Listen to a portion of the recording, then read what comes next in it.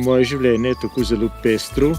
Ko sem izgubil službo na UNCE, sem našel takoj drugo delo na turističnem društvu. Javna dela ni bilo lahko življenje, ampak je pa bilo. Enkrat zvečer ste me poklicali, kaj če bi ti Janez vodil tele turiste, jutri pridejo neki ljudje na Slivnico.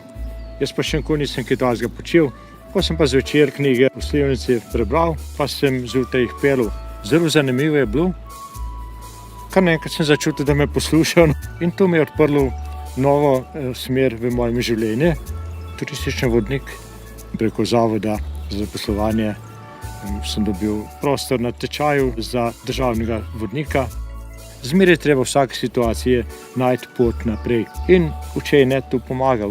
Na Vidri smo se odločili, da predlagamo Janeza Koširja za dobitnika priznanj, ker je tipičen primerek živega učenja. On ima zelo bogate življenjske izkušnje, ki jih pa stalno nadgrajuje z raznimi tečaji, študijskimi krožki, delavnicami, predavanji in vse to skupaj združuje v svoje delo, ki ga opravlja kot tajnik v turističnem društvu Menešija in pa kot turistični vodič.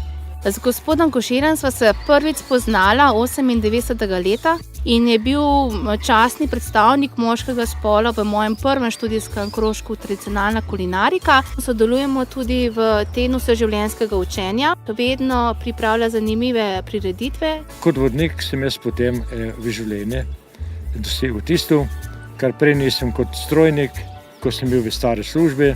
Tu mi je zdaj tista ljubezen v starosti. Učiti se pa nekaj novega stalno spremljati.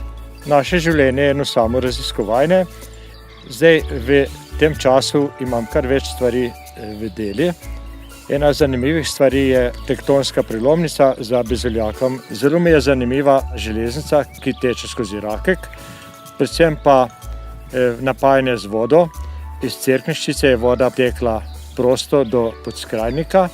Tam je bila parna turbina, parni stroj, ki je gonil to vodo s črpalko na Rakek. Ta vodovod je živ tehnični spomenik, drugače pa na Menešiji imamo več poti, tudi nedokončane in ena taka zanimiva pot je pot po Medvedovih stopinjah. Tukaj so ohranjene te stare drevesa, so lepe in sedaj smo ugotovili, da gozd brez starih dreves je prazen gozd.